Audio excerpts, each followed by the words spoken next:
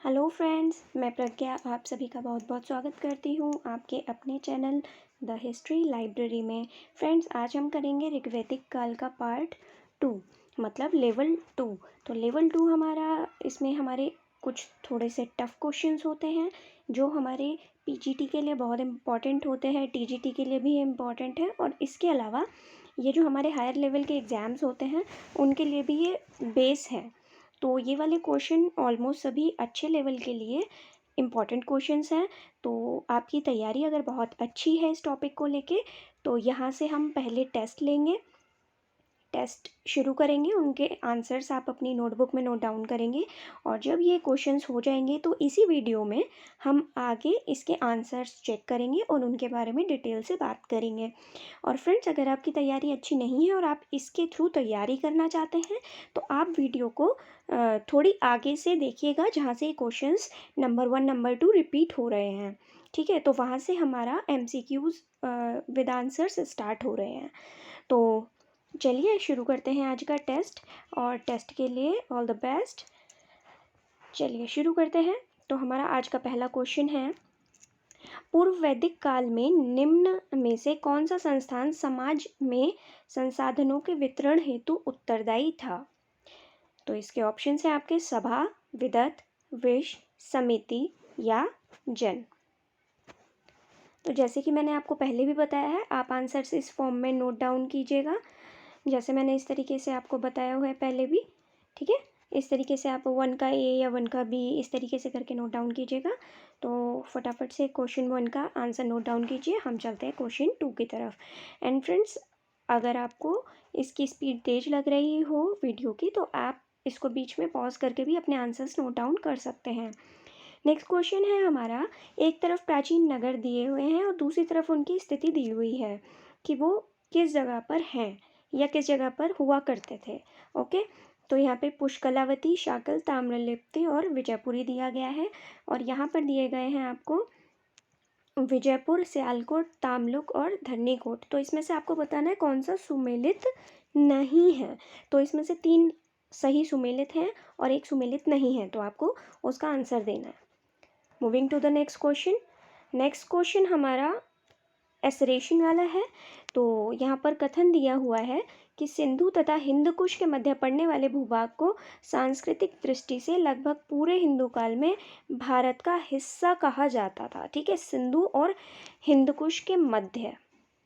ठीक है, और कारण दिया गया है कि ऋग्वेद में कुंभा, क्रुमु और गोमल नदियों के उल्लेख से कोई संदेह नहीं रहता कि इंडो आर्यों की अफगानिस्तान से गहरा संबंध था। ठीक है, ऑप्शंस देख लेते हैं इसके क्या क्या ऑप्शंस हैं। ऑप्शंस हैं हमारे ए और आर दोनों सही हैं तथा ए की सही व्याख्या आर है। बी है आपका ऑप्शन ए और आर दोनों सही हैं किंतु सही व्याख्या नहीं है। सी है ए सही है किंतु आर गलत है, और डी है आपका ए गलत है किंतु आर सही है। तो आप वीडियो को पॉज करके आराम से इसको दोबारा पढ़िए। ये क्वेश्चन है हमारा, इसको ध्यान से पढ़िए और इसका आंसर नोट डाउन कीजिए। Moving to the next question. Next question is, Baudhayana सूत्र के अनुसार राजा अपनी प्रजा की रक्षा करता था, उसके बदले उसे प्रजा से प्राप्त होता था। तो उसे प्रजा से क्या प्राप्त होता था? मतलब यहाँ पर बात की गई है कर की, तो कितना भाग उसे प्राप्त होता था ये पूछा गया है। तो 5वां भाग प्राप्त होता था उसे उपज का, या तीसरा भाग, या उपज का 6ठा भाग, या उपज का 7वां भाग, ये आपको बताना है। Moving to the next question, question number 5। निम्नलिखित में से कौन सा कथन ऋग्वैदिक कालीन सभा और समिति के संदर्भ में सही है? तो यहाँ सही पूछा गया है। तो ए है, सभा सामान्य वर्ग का प्रतिनिधित्व करती थी जबकि समिति विशिष्ट वर्ग का प्रतिनिधित्व करती थी। बी है, सभा विशिष्ट वर्ग का प्रतिनिधित्व करती थी जबकि समिति सामान्य वर्ग का प्रतिनिधित्व करती थी। सी है, सभा और समिति के में सदस्यों की संख्या समान अनुपात में होती थी। डी है, समिति में सदस्यों की संख्या सभा के सदस्यों की संख्या से ज़्यादा होती थी। तो आपको यहाँ सही बताना है। ठीक है, तो इन चारों में से कोई एक ठीक है, आपको वो आंसर बताना है। आंसर नोट डाउन कीजिए, हम चलते हैं नेक्स्ट क्वेश्चन की तरफ। हमारा नेक्स्ट क्वेश्चन है, निम्नलिखित पुराणों में से किस पुराण में विष्णु अवतारों की सूची में कृष्ण के स्थान पर बुद्ध को स्थान दिया गया है? तो किस पुराण में विष्णु अवतारों की सूची में जो विष्णु जी के अवतार बताए जाते हैं, जिनमें लास्ट अवतार हमारा कल्कि अवतार बताया जाता है, उसमें कृष्ण के स्थान पर बुद्ध को जो स्थान दिया गया है वो किस पुराण में दिया गया है? तो आपके ऑप्शन है मत्स्य पुराण, भागवत पुराण, वायु पुराण या कूर्म पुराण। ठीक है, 7वें क्वेश्चन की तरफ चलते हैं। 7वां क्वेश्चन है हमारा, ऋग्वेद में निम्नलिखित देवताओं में से किसके लिए वर्णन है कि उसका रथ बकरे खींचते थे? तो किस देवता का रथ जो होता था वो बकरे खींचते थे? ए पूषण, बी रुद्र, सी वरुण या डी यम। नेक्स्ट क्वेश्चन की तरफ चलते हैं। नेक्स्ट क्वेश्चन है, आर्यों ने पूर्व वैदिक काल में भी एक अच्छी राजनीतिक और प्रशासनिक संरचना विकसित की थी और रीजन बताया गया है, आर्यों के पास व्यवस्थित राजनीतिक प्रशासन का लंबा और व्यापक अनुभव था। उपरोक्त दो कथनों के संदर्भ में निम्न में से कौन सा कथन सही है? ए सही है किंतु आर गलत है, आर सही है लेकिन ए गलत है, ए और आर दोनों गलत हैं, और लास्ट दिया है हमें दो और दिए हैं कि ए और आर दोनों सही हैं और आर ए की सही व्याख्या है। ए और आर दोनों सही हैं लेकिन आर ए की सही व्याख्या नहीं है। तो आप इसको एक बार पॉज कर लीजिए वीडियो को और अच्छे से इसको पढ़ लीजिए। हम चलते हैं नेक्स्ट क्वेश्चन की तरफ। अब नेक्स्ट क्वेश्चन है हमारा, निम्नलिखित किस ग्रंथ में ऐतिहासिक पुराण को पंचम वेद भी कहा गया है? तो इतिहास पुराण को पंचम वेद किस ग्रंथ में कहा गया है? ऐतरेय उपनिषद में, वृहदारण्यक उपनिषद में, छांदोग्य उपनिषद में या श्वेताश्वर उपनिषद में? 9th का आंसर नोट डाउन कीजिए। और फ्रेंड्स, अगर आपको वीडियो अच्छी लग रही है, क्वेश्चंस आपको यूज़फुल लग रहे हैं, अच्छे लग रहे हैं, तो चैनल को सब्सक्राइब करना बिल्कुल मत भूलिएगा और इसको लाइक और शेयर करना भी बिल्कुल मत भूलिएगा। और फ्रेंड्स, मैं आपको एक जानकारी दे देती हूँ कि इससे नेक्स्ट वीडियो में मैं आपको एकदम स्मार्ट ट्रिक से, एक शॉर्ट ट्रिक से चारों वेद, उनके उपनिषद, आरण्यक जितने भी होते हैं, मैं आपको एक 10 से 15 मिनट की वीडियो में मैं चारों वेद और उनसे रिलेटेड उपवेद, ब्राह्मण ग्रंथ, ये सारे याद करवाऊंगी।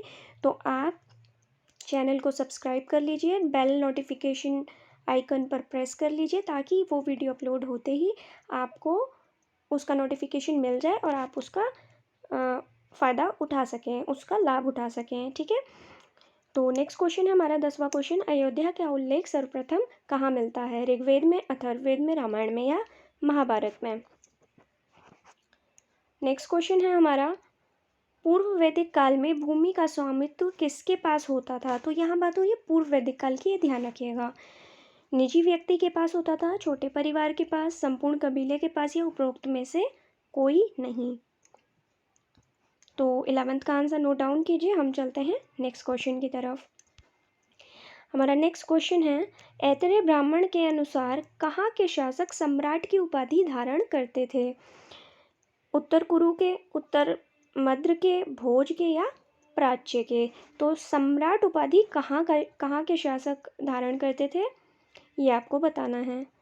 हम चलते हैं अब नेक्स्ट क्वेश्चन की तरफ। नेक्स्ट क्वेश्चन है हमारा, किस उपनिषद में यज्ञ की तुलना फूटी नाव से की गई है? आप इसको टूटी नाव भी, कहीं कहीं आपको टूटी नाव भी देखने को मिल सकता है। ठीक है, तो टूटी या फूटी नाव से की गई है मांडुक्य में, बृहदारण्यक उपनिषद में, छांदोग्य उपनिषद में या मुंडक उपनिषद में? आंसर नोट डाउन कीजिए 13 का। चलते हैं नेक्स्ट क्वेश्चन की तरफ। निम्नलिखित में से किसे निरुक्त का प्रणेता कहा गया है? बादरायण को, यास्क को, पतंजलि को या पाणिनि को? और फ्रेंड्स, अगर आप टेस्ट दे रहे हैं तो अपने मार्क्स हमें कमेंट बॉक्स में ज़रूर लिख के भेजिएगा कि आपने इसमें कितने मार्क्स आपके आए हैं और आपकी तैयारी कैसी चल रही है, और आपको कैसी लगी है वीडियो, उसका भी हमें कमेंट बॉक्स में रिप्लाई ज़रूर दीजिएगा। और अगर आपका कोई सजेशन है तो आप प्लीज़ वो भी दीजिएगा। निम्नलिखित में से कौन धर्म सूत्रकार नियोग प्रथा को अनुचित बताता है?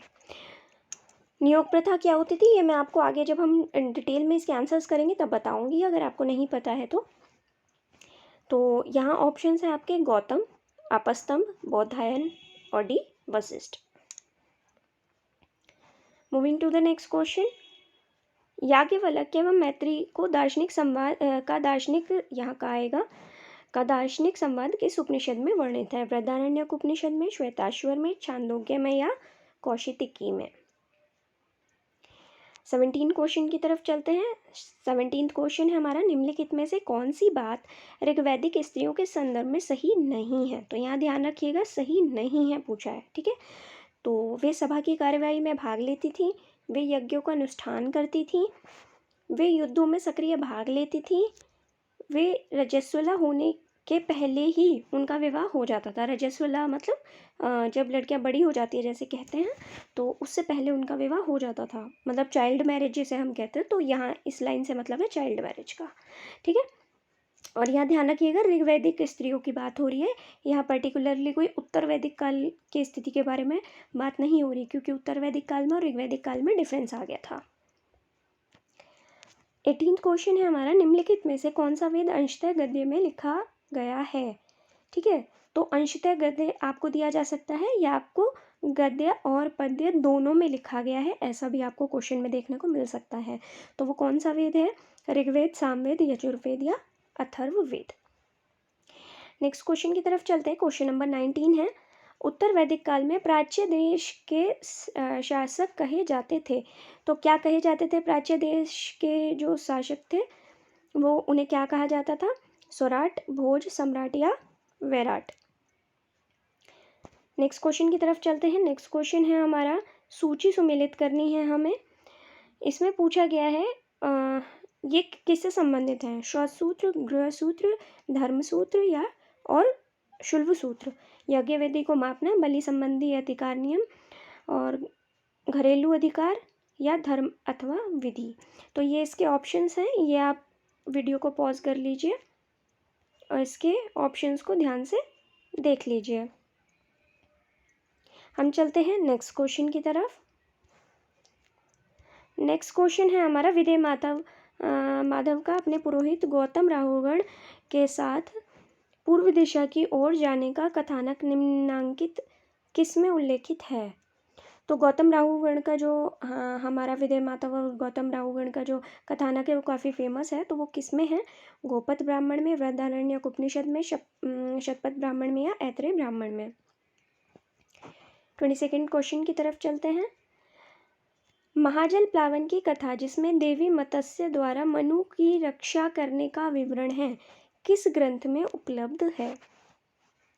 तो मनु की रक्षा करने का जिसमें वर्णन है वो किस में है? ऋग्वेद, वाजस्नेयी संहिता, शतपथ ब्राह्मण या ऐतरेय ब्राह्मण? फ्रेंड्स, अगर आपको क्वेश्चंस अच्छे लग रहे हैं तो वीडियो को शेयर और लाइक करना बिल्कुल मत भूलिएगा और चैनल को सब्सक्राइब ज़रूर कीजिएगा, साथ में बेल नोटिफिकेशन को भी, आइकन को भी प्रेस कर दीजिएगा। नेक्स्ट क्वेश्चन है हमारा, निम्नलिखित में से कौन सा एक पुरुषार्थ के विषय में सत्य नहीं है? धर्म, अर्थ, काम तथा मोक्ष 4 पुरुषार्थ हैं। इनकी संकल्पना प्रवृत्ति, भोग अथवा निवृत्ति, संन्यास के मध्य संतुलन के लिए की गई है। पुरुषार्थ भौतिकवाद एवं आध्यात्मिकता के मध्य समन्वय दर्शाता है। पुरुषार्थों का सर्वप्रथम उल्लेख कौटिल्य के अर्थशास्त्र में प्राप्त होता है। अगर आप इसे ध्यान से पढ़ेंगे तो ये काफ़ी इजी क्वेश्चन है, ठीक है। तो ध्यान से पढ़िए, इसका आंसर आप बहुत ट्रिक से निकाल सकते हैं। नेक्स्ट क्वेश्चन की तरफ चलते हैं। नेक्स्ट क्वेश्चन है हमारा, मिताक्षरा के अनुसार पुत्र को पैतृक संपत्ति का अधिकार होता है।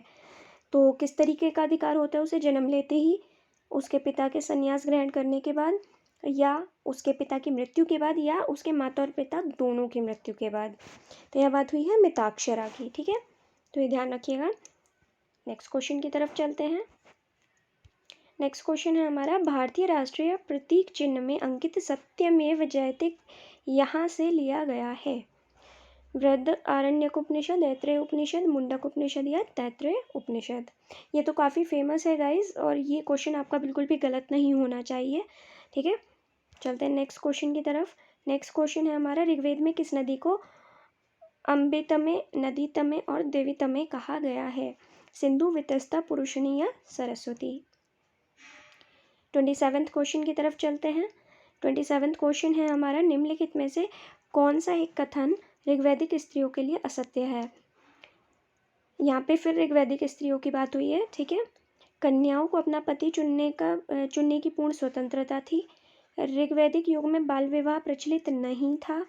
ये भी ध्यान रखा कीजिए वर्ड, ठीक है, और ये वर्ड्स फोकस किया कीजिए। ऋग्वैदिक युग में पर्दा प्रथा अस्तित्व में थी। स्त्रियां यज्ञों तथा सभा समिति की बैठकों में भाग लेती थीं। तो इनमें से कौन सा असत्य है ये हमें बताना है। नेक्स्ट क्वेश्चन की तरफ चलते हैं। नेक्स्ट क्वेश्चन है हमारा, निम्नलिखित में से कौन सा युग्म सही सुमेलित नहीं है। संग्रहित, ये नहीं आएगा। संग्रहित, कोषाध्यक्ष, भागदूत, राजकर वसूल करने वाले अधिकारी, पालागल दूत और बावता चारण। 28 का आंसर नोट डाउन कीजिए। नेक्स्ट क्वेश्चन की तरफ चलते हैं। नेक्स्ट क्वेश्चन है हमारा, निम्नलिखित को कालक्रम के अनुसार व्यवस्थित कीजिए तथा दिए गए विकल्पों में सही का चुनाव कीजिए। तो आपको यहाँ पर 4 दिए गए हैं ये, और इनका आपको ऑप्शंस निकालने हैं, ठीक है, मतलब कौन सा पहले आया कौन सा बाद में। तो यहाँ आपको दिया गया चरक संहिता, रामायण, मनुस्मृति, कुमार संभव। अब इसके ऑप्शंस भी देख लेते हैं। ये इसके ऑप्शंस हैं, और वीडियो को पॉज कर लीजिए फ्रेंड्स और इसका आंसर नोट डाउन कीजिए। इसका सही आंसर क्या है। नेक्स्ट क्वेश्चन की तरफ चलते हैं। नेक्स्ट क्वेश्चन है हमारा, वैदिक धर्म के विषय में असत्य कथन पहचानिए। असत्य कथन पहचानना में, ठीक है। वैदिक मंत्र विविध देवों की का स्तुतिगान करते हैं और साथ ही विश्व देवा के रूप में संयुक्त रूप से फ्रेंड्स, इसका मैं आपको पूरा बताती हूँ। इसका पूरा ऑप्शन क्या है। तो इसका पूरा लाइन है कि विश्व देवता के रूप में संयुक्त रूप से देवों की पूजा की जाती थी, ठीक है। नेक्स्ट ऑप्शन है, वैदिक देव परिवार में विश्वकर्मा और प्रजापति की उपस्थिति एकेश्वरवाद का प्रमाण है। सत्य एक है और ऋषि उसे विविध नामों से अभिहित करते हैं। नेक्स्ट है हमारा, वैदिक ऋषि प्राकृतिक शक्तियों का मानवीकरण करते प्रतीत होते हैं। तो इसमें से हमें बताना है कौन सा असत्य है। फ्रेंड्स, वीडियो को पॉज कर लीजिएगा। अगर आपको स्पीड तेज लग रही है तो वीडियो को पॉज करके आंसर दीजिए। हम चलते हैं नेक्स्ट क्वेश्चन की तरफ। हमारा नेक्स्ट क्वेश्चन है, समाज के चतुर्विध वर्गीकरण का विचार प्राप्त नहीं होता है, ठीक है। तो हमें बताना है कहाँ से नहीं होता, मतलब कि बाकी 3 से होता है, ठीक है। तो महाभारत के शांति पर्व में, विष्णु पुराण में, ऋग्वेद के पुरुष सूक्त में, या ऋग्वेद के नासदीय सूक्त में। अगर आप बहुत ध्यान से देखेंगे, कोरिलेट करेंगे इसको, तो आप बहुत इजीली इसका आंसर दे सकते हैं। बाकी इसका आंसर किस तरीके से हमें सेलेक्ट करना होता है वो मैं आपको जब इसका आगे एक्सप्लेनेशन होगी अभी, तो मैं उसमें आपको बताऊंगी। नेक्स्ट क्वेश्चन है हमारा, विक्रमशिला विश्वविद्यालय, ये वाली मात्रा आएगी, विक्रमशिला विश्वविद्यालय के विकास में किस शासक ने महत्वपूर्ण योगदान दिया। महिपाल, हर्षवर्धन, देवपाल या चंद्रगुप्त द्वितीय। तो किसने दिया ये आपको बताना है। 32 का आंसर नोट डाउन कीजिए। हम चलते हैं नेक्स्ट क्वेश्चन की तरफ। वाग्भट की अष्टांग हृदय किस से संबंधित पुस्तक है। आयुर्वेद से, दर्शन से, भाषा विज्ञान से या संगीत से। ये बहुत अच्छा क्वेश्चन है, सिंपल क्वेश्चन है लेकिन अच्छा क्वेश्चन है, तो इसको नोट डाउन कीजिए। नेक्स्ट क्वेश्चन की तरफ चलते हैं। नेक्स्ट क्वेश्चन है हमारा, ईसा पूर्व 6ठी सदी में इनमें से कौन से 4 नगर अंततः बचे रहे। और यहाँ ध्यान दीजिएगा, ईसा पूर्व 6ठी सदी या शताब्दी में, ठीक है। तो इन 2 बातों पे गौर कीजिएगा। सबसे पहले तो इसी पे गौर कीजिएगा, टाइम पीरियड कौन सा पूछ रहे हैं, ठीक है। तो यहाँ आपको ऑप्शन दिए गए हैं, अंग, अवंती, वत्स, कौशल, काशी। तो इन 5 में से कौन से 4 बचे रहे थे, मतलब कि इनमें से कोई एक ऐसा है जो नहीं बचा था, ठीक है। तो सॉरी, यहाँ पर आपके 8 ऑप्शंस आपको दिए गए हैं, या 8 के 8 ऑप्शंस आप एक बार देख लीजिए ध्यान से। अंग, अवंती, वत्स, कौशल, काशी, मगध गुरु और गंगाधर, ठीक है। तो इन 4 में से, इन 8 में से कौन से वो 4 हैं, उनके ऑप्शंस देख लेते हैं हम। वीडियो को पॉज कर लीजिए और इनके ऑप्शंस चेक कर लीजिए। इसका आंसर नोट डाउन कीजिए और हम चलते हैं नेक्स्ट क्वेश्चन की तरफ। गाइस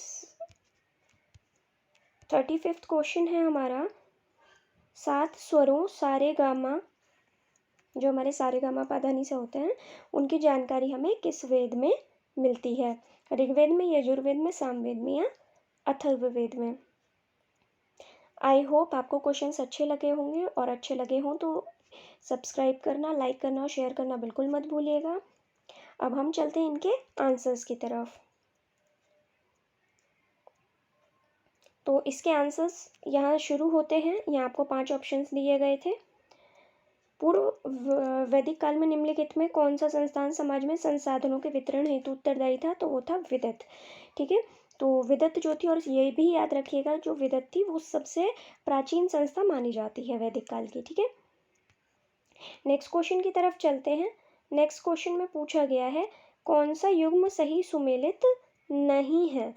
ठीक है, तो इसमें देखिए, ताम्रलिप्ति ताम्रलुक ठीक है, शाकल सियालकोट ठीक है, पुष्कलावती विजयपुर ठीक है, विजयपुरी धरणीकोट गलत है। तो सेकंड का डी ऑप्शन करेक्ट है। यहाँ पर आपको दिया गया था कि सिंधु नदी हिंदुकुश में पड़ने वाले मध्य पड़ने वाले भूभाग को सांस्कृतिक दृष्टि से लगभग पूरे हिंदू काल में भारत का हिस्सा कहा जाता था। तो देखिए, ये बात बिल्कुल सही है। अब मैं आपको बताती हूँ, सिंधु और हिंदकुश, देखिए ये वाला जो हमारा, जैसे ये हमारा ऊपर वाला पार्ट है, ठीक है, तो ये यहाँ से ये सिंधु वाला पोर्शन आता है, तो ये तो हो जाता है हमारा सिंधु वाला एरिया। और हिंदकुश जो होता है, हिंदकुश इस तरफ पड़ता है हमारा। तो ये याद रखिएगा, जैसे हम मैप देखते हैं तो मैप में ये इस लेफ्ट तरफ, यहाँ पर ये आपका हिंदकुश पर्वत मिलेगा। ठीक है, तो आप कभी यहाँ पर सोचें हिंदकुश पर्वत या इस जगह सोचें तो वो ऐसा नहीं है। ठीक है, तो हिंदकुश पर्वत इस जगह है, यहाँ से लेफ्ट में। ठीक है, तो अब इसमें पूछा है,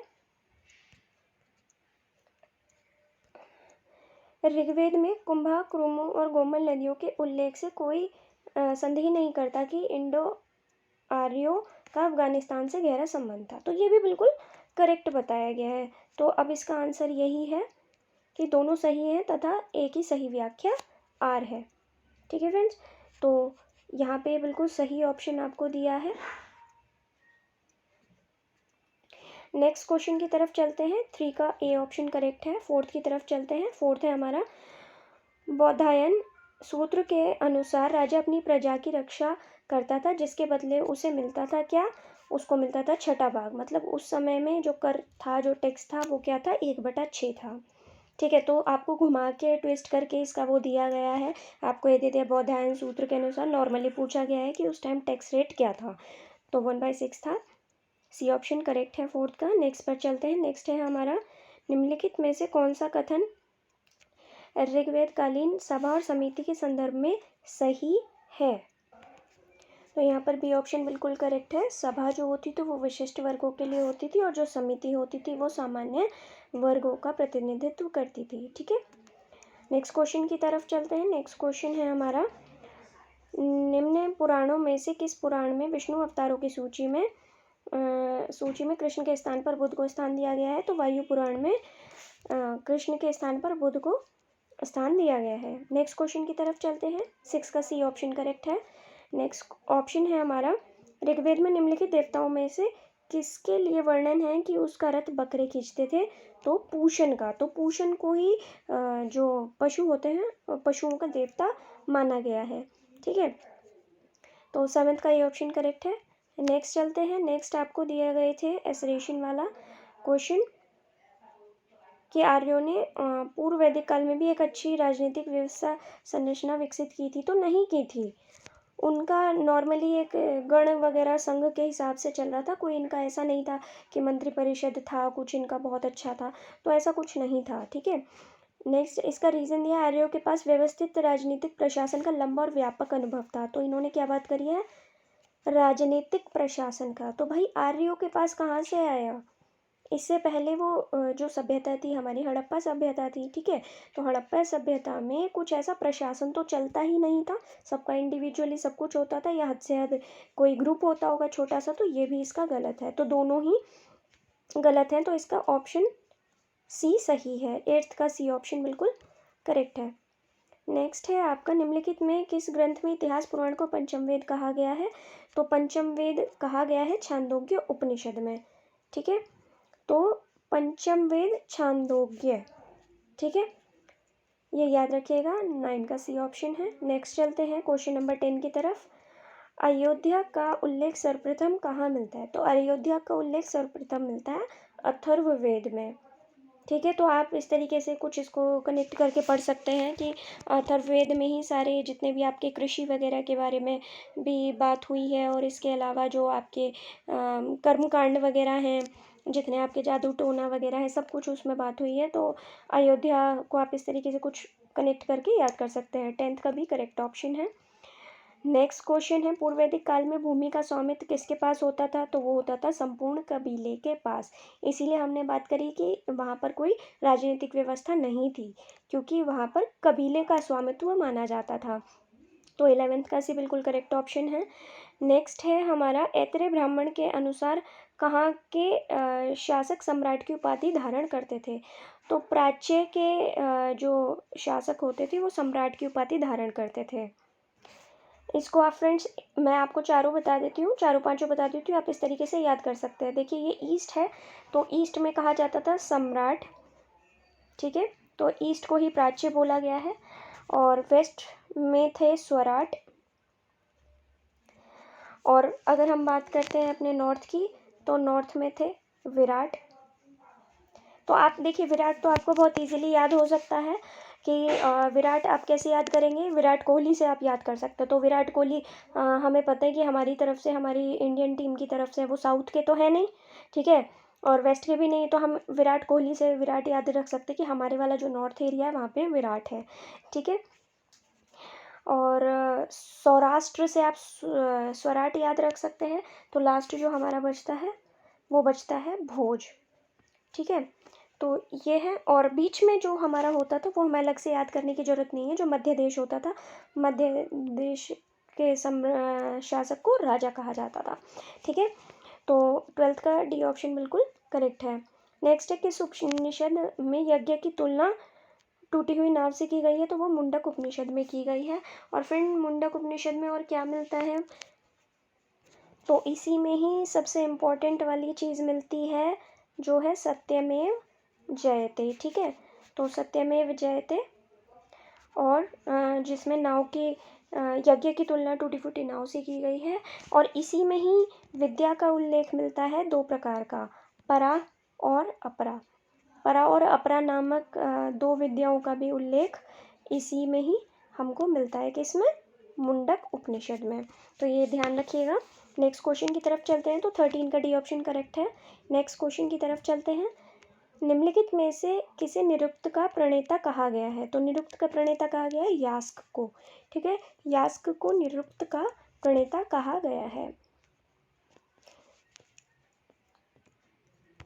बी ऑप्शन करेक्ट है। 15 पर चलते हैं। निम्नलिखित में से कौन धर्म सूत्रकार नियोग प्रथा को अनुचित बताता है? तो बौधायन नियोग प्रथा को अनुचित बताता है। अब देखिए, इसको याद कैसे करेंगे? इसको याद करने के लिए हमें बहुत कुछ करने की ज़रूरत नहीं है। पहली चीज़ तो यहाँ बात हुई है बौधायन की। ठीक है, तो बौद्ध और जैन क्या मानते थे? वो मानते थे कि हमें थोड़ा सन्यासी जीवन व्यतीत करना चाहिए। ठीक है, हमें स्त्रियों से, जैसे गौतम बुद्ध ने भी कहा था कि अगर हम स्त्रियों को प्रवेश देते हैं संघ में, तो संघ बहुत लंबे समय तक नहीं चल पाएगा। धर्म ये यहीं पर ही बहुत जल्द ख़त्म हो जाएगा। मतलब वो एक अटैचमेंट को, एक उनसे दूर रहने के लिए बोलते थे कि अटैचमेंट नहीं होना चाहिए और दूर रहना चाहिए। और नियोग प्रथा क्या थी? नियोग प्रथा थी कि जैसे कई सारे रीज़न्स होते थे, जैसे पति की मृत्यु के बाद, या बच्चे ना होने की स्थिति में, या किसी और अन्य स्थिति में, या पति के उस योग्य ना होने की स्थिति में, जो रिश्तेदार होते थे, जैसे देवर वगैरह होते थे, उनसे विवाह करवा दिया जाता था लड़की का। ठीक है, तो उसको नियोग प्रथा कहते थे। तो हम ये इससे याद रख सकते हैं कि बौद्ध लोग मानते थे कि दूर रहना चाहिए, तो वो बोल रहे हैं कि आप दोबारा भी विवाह करवा रहे हो रिश्तेदारों से, तो ये सब विवाह वगैरह का वो मानते थे कि नहीं होना चाहिए। ठीक है, तो बौद्ध लोग मानते थे। नेक्स्ट क्वेश्चन है हमारा, याज्ञवल्क्य एवं मैत्री को दार्शनिक संवाद किस उपनिषद में वर्णित है? तो वो है बृहदारण्यक में। अब आपको इसको याद कैसे रख सकते हैं? बहुत इजीली याद रख सकते हैं। याज्ञवल्क्य एवं मैत्री का संवाद, तो वो बहुत बड़ा संवाद था। उन्होंने इतना लंबा संवाद किया था कि लास्ट में फ्रस्ट्रेट होकर याज्ञवल्क्य कहने लगे, जब वो बहुत गुस्सा हो गए थे तो उन्होंने मैत्रेयी से कहा था कि चुप हो जाओ वरना तुम्हारा सर फोड़ दिया जाएगा। ठीक है, तो बहुत बड़ी बात हो गई थी वहाँ पे, कुछ इतना गुस्सा आ गया उनको, तो इस तरीके से उन्होंने बोल दिया। तो बृहदारण्यक, बृहद मतलब बड़ा, तो आप अभी इसे कभी भी नहीं भूलेंगे। ठीक है, तो 16 का ये ऑप्शन बिल्कुल करेक्ट है। 17 पर चलते हैं। 17 है हमारा, निम्नलिखित में से कौन सी बात ऋग्वैदिक स्त्रियों के संदर्भ में सही नहीं है? तो नहीं है पूछा है। ठीक है, तो रजस्वला होने के इससे पहले उनकी विवाह हो जाता था, मतलब यहाँ बात हो रही है बाल विवाह की। ठीक है, तो बाल विवाह तो वैदिक काल में हमें देखने को नहीं मिलता है। जितनी भी कुप्रथाएं हैं वो हमें देखने को नहीं मिलती हैं ऋग्वैदिक काल में। ठीक है, उत्तर वैदिक काल में कुछ कुप्रथाएं आ गई थी, लेकिन ऋग्वैदिक काल में किसी भी प्रकार की कुप्रथा में देखने को नहीं मिलती, तो बाल विवाह का वहाँ बात नहीं हुई है। तो 17 का डी ऑप्शन करेक्ट है। नेक्स्ट चलते हैं, निम्नलिखित में से कौन सा वेद अंशतः गद्य में लिखा गया है? तो गद्य और पद्य दोनों में है यजुर्वेद। ठीक है, अब आप इसको याद कैसे रखेंगे? देखिए, गद्य में तो ये सारे ही वेद हैं। ठीक है, अब यजुर्वेद में क्या है, क्या दिया गया है यजुर्वेद में? यजुर्वेद में हमारे जो यज्ञ संबंधी जितनी भी चीज़ें हैं वो सब दी गई हैं। अब यज्ञ में क्या होता है, जब आप मंत्र बोलते हैं यज्ञ में, तो जो पुरोहित होते हैं वो कैसे बोलते हैं? गाते हुए बोलते हैं ना। तो जब किसी चीज़ को गाया जाता है या पोएम टाइप होती है तो वो क्या होता है? वो कहलाता है पद्य। ठीक है, तो अगर मंत्र है इसमें इस तरीके के यज्ञ वगैरह वाले, तो वो क्या है? पद्य में। तो जो पुरोहित करते हैं वो क्या करते हैं? वो गा के करते हैं, तो कुछ गाने का भी हो गया, उसके अलावा इसके नियम वगैरह भी हैं कुछ, तो वो किस में होंगे भाई? नियम कोई गा के तो नहीं बताए जाएंगे या कविता में तो नहीं बताए जाएंगे, तो वो तो लिख के बताए जाएंगे नॉर्मल लैंग्वेज में।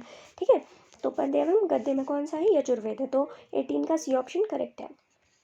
19 की तरफ चलते हैं। उत्तर वैदिक काल में प्राच्य देश के शासक कहे जाते थे सम्राट, ये हमने बात कर ली है। ठीक है, सम्राट कहे जाते थे। 19 का सी ऑप्शन करेक्ट है। नेक्स्ट है, हमें सही कूट का चयन करना है। तो देखिए, सबसे पहले ग्रह, घरेलू, ये तो हमें नाम से ही पता चल रहा है। धर्म, धर्म।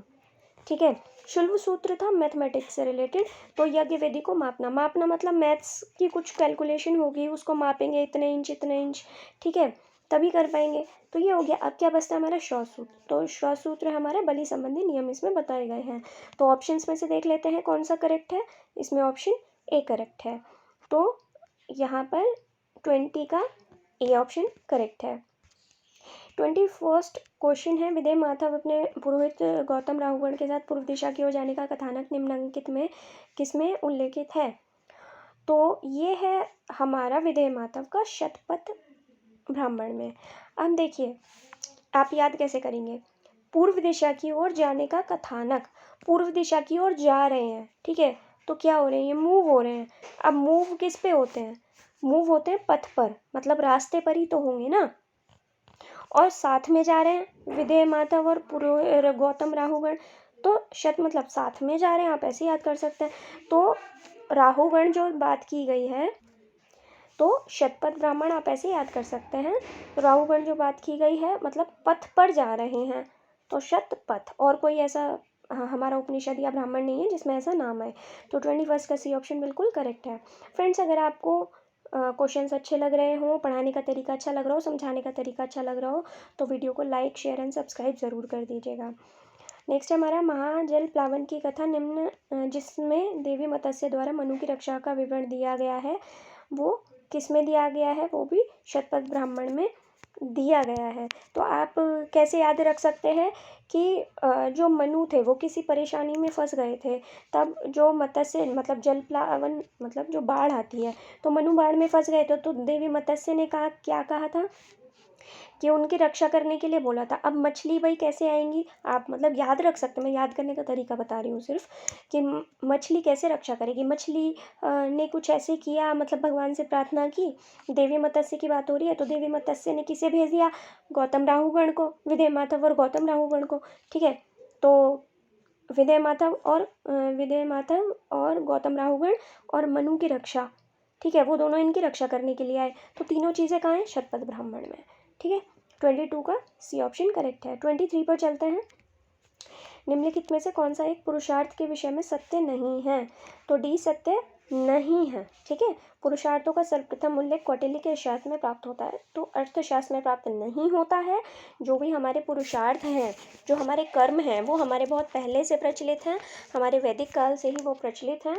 तो वो हमारे जो उपनिषद हैं, जो पुराण हैं, उन्हीं में ही हमारे देखने को मिलता है। तो 23 का डी ऑप्शन बिल्कुल करेक्ट है। 24 पर चलते हैं। मिताक्षरा के अनुसार पुत्र को पैतृक संपत्ति का अधिकार होता था जन्म लेते ही।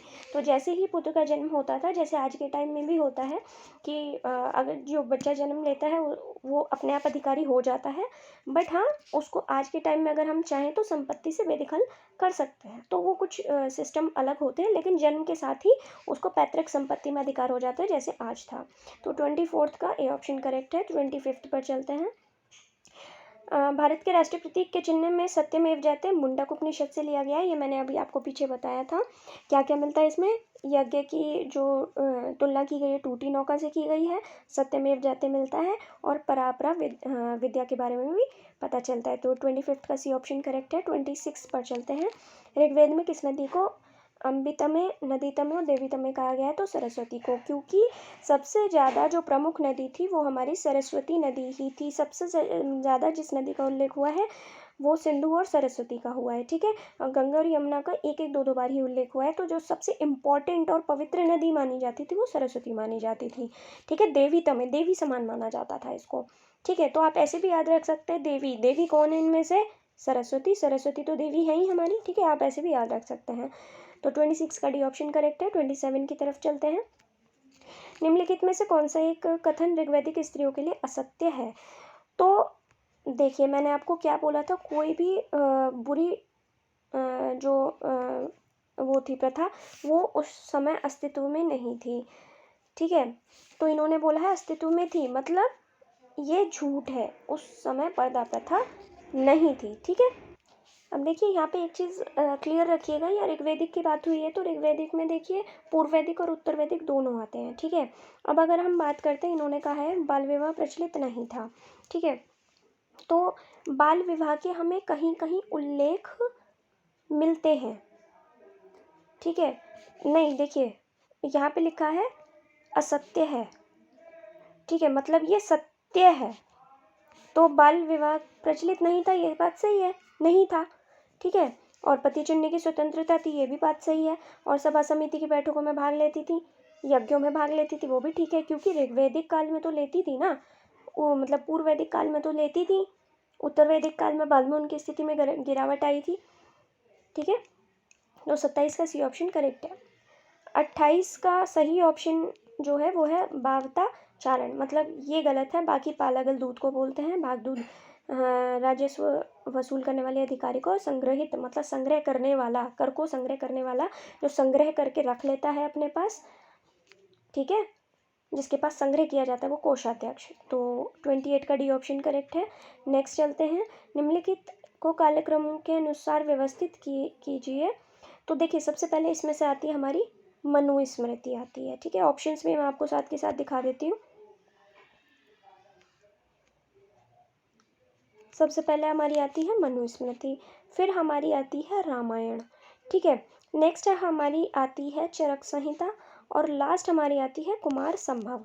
तो मनुस्मृति तो देखिए क्या है, ये हमारे पुराणों से रिलेटेड हो गई। रामायण बहुत बाद का काल माना जाता है, ठीक है। मतलब इन चीज़ों से अगर हम हिस्टोरिकल उससे देखें तो मनुस्मृति सबसे पहले बनी है, उसके बाद रामायण, उसके बाद चरक संहिता, उसके बाद कुमार संभव। तो 29 का ए ऑप्शन बिल्कुल करेक्ट हो जाएगा। 30 पे चलते हैं। 30 हमारा वैदिक धर्म के विषय में असत्य कथन पहचानिए। तो वैदिक देव परिवार में विश्वकर्मा और प्रजापति की उपस्थिति एकेश्वरवाद का प्रमाण है। तो अब देखिए, एकेश्वरवाद तो यहाँ था ही नहीं, ठीक है। तो असत्य तो ये अपने आप ही हो गया, क्योंकि यहाँ तो बहुत सारे देवी देवताओं की पूजा की जाती थी। यहाँ इंद्र की भी होती थी, वायु की होती थी, वरुण की होती थी, अग्नि की होती थी। तो विश्वकर्मा और प्रजापति अकेले तो है नहीं, है ना। तो एकेश्वरवाद कैसे हो सकता है? तो असत्य कथन यही है। राइट। तो 30 का बी ऑप्शन करेक्ट है। 31 पर चलते हैं। 31 है आपका, समाज के चतुर्विध वर्गीकरण का विचार प्राप्त नहीं होता ऋग्वेद के नासदीय सूक्त में। तो अब बात होती है नासदीय सूक्त में क्या है। शांति पर्व में भी है, ठीक है। देखिए ये तीनों चीज़ें अगर आप देखेंगे तो ये दो देखेंगे, ये दो हैं हमारे विष्णु जी से रिलेटेड, ठीक है। अब कृष्ण जी या विष्णु जी जो हैं उन्होंने क्या किया था, अपने अवतार दिखाए थे भगवत गीता में, अगर आपको पता हो तो भगवत गीता में जब उन्होंने अर्जुन को अपना विशाल रूप दिखाया था उसमें उन्होंने ही बताया था कि इतने सारे ऐसे ऐसे हैं, ये मेरे रूप हैं और ऐसे ऐसे हैं। तो मतलब कृष्ण जी विष्णु जी से रिलेटेड है ये, ठीक है। महाभारत में भी कृष्ण जी थे और विष्णु तो नाम है ही कृष्ण जी का। पुरुष सूक्त में आपको पता ही है किसकी बात हुई है, चारों वर्णों की, ब्राह्मण क्षत्रिय वैश्य और शूद्र की। तो ये तो हमें पता ही है। तो नासदीय सूक्त बचता, नासदीय सूक्त में बात होती है निर्गुण ब्रह्म की, ठीक है। तो ये याद रखिएगा, निर्गुण ब्रह्म की बात होती है नासदीय सूक्त में। और नदी सूक्त में 19 नदियों का विवरण हमें मिलता है। कई देखिए अलग अलग बुक में अलग अलग डिटेल्स मिलती हैं, ठीक है। कहीं में 19 मिलता है, कहीं में 20 मिलता है, कहीं में 21 मिलता है। तो इसमें हमेशा कॉन्फ्लिक्ट रहता ही है हिस्ट्री में। तो कितनी नदियों का वो आप फिलहाल याद मत कीजिए, आप सिर्फ याद कीजिए कि नदी सूक्त में नदियों का वर्णन मिलता है जिसमें व्यास नदी का उल्लेख नहीं मिलता है। ये ध्यान जरूर रखिएगा कि व्यास नदी का उल्लेख नहीं मिलता है क्योंकि व्यास नदी को परगणिता नदी माना जाता था, ठीक है। नेक्स्ट चलते हैं हम क्वेश्चन नंबर 32 पर। विक्रमशिला विश्वविद्यालय के विकास के संबंध में किस शासक ने महत्वपूर्ण योगदान दिया था, तो दिया था देवपाल ने। वाग्भट की अष्टांग हृदय किससे संबंधित है, तो वो आयुर्वेद से। आयुर्वेद का बहुत प्रसिद्ध पुस्तक है मतलब, ठीक है। तो अब आप इसको याद कैसे रख सकते हैं, अष्टांग हृदय, हृदय से रिलेटेड है अगर तो मतलब साइंस से रिलेटेड हो गई, कुछ मेडिकल चीज़ों से रिलेटेड हो गई।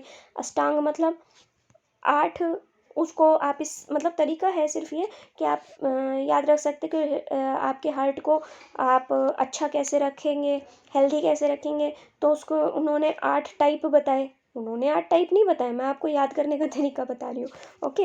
ये मत याद कीजिएगा कि उन्होंने 8 टाइप बताए, ठीक है। तो 8 टाइप जो होते हैं हमारे, इतनी सारी वेरिएशंस होती है वो हमारी आयुर्वेद में ही होती है, ठीक है। बहुत सारी हमारी औषधियाँ ऐसी होती है जी जो बहुत चीज़ों में फ़ायदा करती है। एक ही चीज़ हमारी बहुत सारी चीज़ों में फ़ायदा करती है, ठीक है। तो 33 का ये ऑप्शन बिल्कुल करेक्ट है। नेक्स्ट चलते हैं, ईसा पूर्व 6वीं शताब्दी में इनमें से कौन कौन से 4 नगर अंततः बचे रहे। ये अच्छा क्वेश्चन है। अब इसमें से हम देखते हैं यहाँ पर, ये है इसके सही ऑप्शन, ये अवंती, कौशल, मगध और कुरु, ये 4 हमारे बचे थे। बाकी काशी, गंगाधर, अंग, वत्स, ये सारे हमें डिसॉल्व हो चुके थे, ये मिक्स हो गए थे, इनको जीत लिया गया था, मिक्स कर लिया गया था अलग अलग टेरिटरीज़ में। तो जो मेन बचे थे वो अवंती, कौशल, मगध और कुरु बचे थे, ठीक है। तो इसका सही ऑप्शन डी हो जाएगा 34 का। अब बात करते हैं 35 की, 7 स्वरों सारेगामा पा में की जानकारी किस वेद में मिलती है। तो देखिए अभी यहाँ पे क्वेश्चन चेंज कर दिया है, सिर्फ सिंपल सी बात पूछी गई है कि संगीत का उल्लेख किस में मिलता है, वो मिलता है सामवेद में, ठीक है। बट क्वेश्चन को घुमा के दिया गया है। तो और इसको हमारे जो मतलब भारतीय संगीत का जन्मदाता या जनक भी कहा जाता है सामवेद को, ठीक है। तो सामवेद में इसका उल्लेख मिलता है। फ्रेंड्स अगर आपको क्वेश्चंस अच्छे लगे हों तो वीडियो को लाइक सब्सक्राइब और शेयर करना बिल्कुल मत भूलिएगा और बेल आइकॉन को प्रेस कर लीजिए ताकि और जो वीडियोस आती हैं वो टाइमली आपको नोटिफिकेशन मिले और आप अपनी प्रिपरेशन को बहुत अच्छे से कर सकें। तो फ्रेंड्स आज के लिए इतना ही। अब नेक्स्ट मिलते हैं हम शॉर्ट ट्रिक्स वाली वीडियो देखेंगे चारों वेदों के बारे में। तो ज़रूर से देखिएगा वो वीडियो, उसको आपके लिए वो बहुत हेल्पफुल रहने वाली है। और आप कभी भी उन वेदों को, उनके जो उपनिषद होते हैं, उनके जो ब्राह्मण आरण्यक होते हैं, उनको आप कभी नहीं भूलेंगे। तो बहुत यूज़फुल रहने वाली है। तो बेल आइकन को प्रेस कर लीजिए, सब्सक्राइब कर लीजिए और शेयर कर दीजिए। और उसके बाद हम वीडियो देखेंगे लेवल 3 के क्वेश्चंस की, जिसमें आपके बिल्कुल न्यू क्वेश्चंस रहेंगे, जो हायर लेवल एग्ज़ाम्स के लिए net JRF, UPSC, assistant professor वगैरह के एग्ज़ाम के लिए बहुत बहुत बहुत यूज़फुल रहने वाली है। तो guys, stay tuned, have a great day, bye bye.